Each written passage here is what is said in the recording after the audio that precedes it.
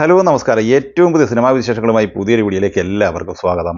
ആസിഫ് അലി, അനശ്വര രാജൻ എന്നിവർ പ്രധാന താരങ്ങളായി ഇന്നലെ ജനുവരി 9 വ്യാഴാഴ്ച തിയേറ്ററിലെത്തിയ ഒരു മിസ്റ്ററി ക്രൈം ത്രില്ലർ സിനിമയാണ് രേഖാചിത്രം. ജോഫിൻ ടി ചാക്കോ സംവിധാനം ചെയ്ത ഈ സിനിമ എല്ലാ മേഖലയിൽ നിന്നും പോസിറ്റീവ് അഭിപ്രായമാണ് നേടിയെടുത്തിട്ടുള്ളത്. ചിത്രത്തിൽ മനോജ് കെ ജയൻ, സറിൻ ഷഹാബ്, ഫാമ സിദ്ദീഖ്, ഇന്ദ്രൻസ്, മേഘ തോമസ്, ഹരിശ്രീ അശോകൻ എന്നിങ്ങനെയാണ് താരനിര.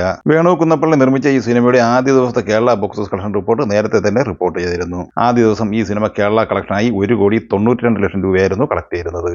ആസിഫ് അലിയുടെ കരിയറിലെ ഏറ്റവും മികച്ച ഓപ്പണിംഗ് കളക്ഷനാണ് ഈ സിനിമ ഇന്നലെ നേടിയെടുത്തിട്ടുള്ളത്. ചിത്രത്തിന്റെ ആദ്യ ദിവസത്തെ ഇന്ത്യൻ ബോക്സ് ഓഫീസ് കളക്ഷൻ 2,20,00,000 മുകളിലുമായിരുന്നു. ചിത്രത്തിന്റെ world wide box office collection 4-4.5 കോടി റേഞ്ചിലുമായിരുന്നു. അതേസമയം രണ്ടാം ദിവസമായ ഇന്ന് കേരളത്തിലെ കളക്ഷൻ റിപ്പോർട്ടിലേക്ക് വന്നാൽ ഇന്ന് കേരളത്തിൽ കളക്ഷൻ ഉയരുകയാണ് ഉണ്ടായിട്ടുള്ളത്.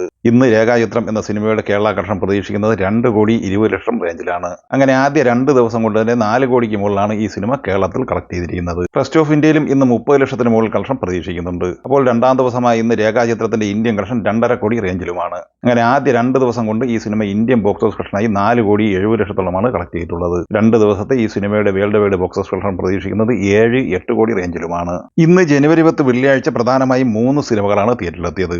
മലയാളത്തിൽ നിന്ന് മഹേഷ് മധു സംവിധാനം ചെയ്ത് അർജുൻ അശോകൻ നായകനാകുന്ന എന്ന് സ്വന്തം പുണ്യാളൻ എന്ന സിനിമ ഇന്ന് തിയേറ്ററിലെത്തിയിരുന്നു. ഒരു ഫാന്റസി, ഫാമിലി, കോമഡി, ത്രില്ലർ കാറ്റഗറിയിൽ വരുന്ന ഈ സിനിമ മികച്ച അഭിപ്രായമാണ് എല്ലായിടത്തു നിന്നും നേടിയെടുത്തിട്ടുള്ളത്. 2025 ജനുവരിയിലെ അനശ്വര രാജന്റെ രണ്ടാമത്തെ സിനിമ കൂടിയാണ് എന്ന് സ്വന്തം പുണ്യാളൻ. ചിത്രത്തിൽ ബാലു വർഗീസ്, രഞ്ജി പണിക്കർ, അൽതാഫ് സലീം, ബൈജു സന്തോഷി എന്നിങ്ങനെ എല്ലാ താരങ്ങളും വളരെ മികച്ച പ്രകടനമാണ് കാഴ്ചവെച്ചിട്ടുള്ളത്. ഇനി ഈ ചിത്രത്തിന്റെ ബോക്സ് ഓഫീസ് കളക്ഷനിലേക്ക് വന്നാൽ ആദ്യ ദിവസം കേരള കളക്ഷനായി ഈ സിനിമ 40-45 ലക്ഷം റേഞ്ചിൽ കളക്ഷൻ നേടിയെടുക്കാനാണ് സാധ്യത. അതനുസരിച്ചുള്ള എസ്റ്റിമേറ്റ് കളക്ഷൻ റിപ്പോർട്ടാണ് പുറത്തു വന്നിട്ടുള്ളത്.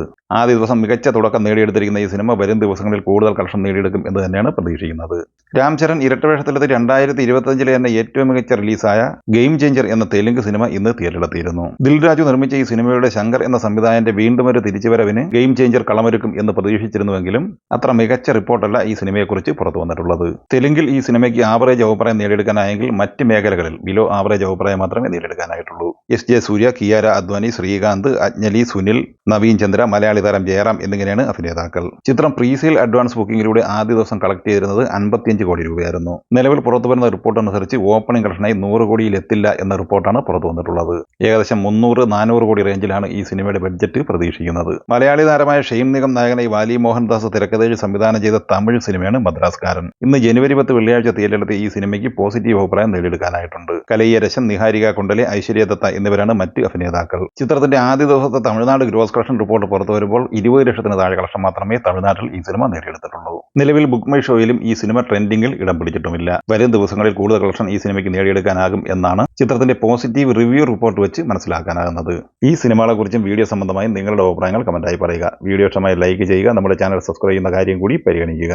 വീഡിയോയുടെ നോട്ടിഫിക്കേഷൻ ലഭിക്കാൻ ബെല്ലൈക്കൺ കൂടി എനേബിൾ ചെയ്യുക. പുതിയ മറ്റൊരു വീഡിയോയുമായി വീണ്ടും കാണാം. എല്ലാവർക്കും ഒരിക്കൽ കൂടി നന്ദി, നമസ്കാരം.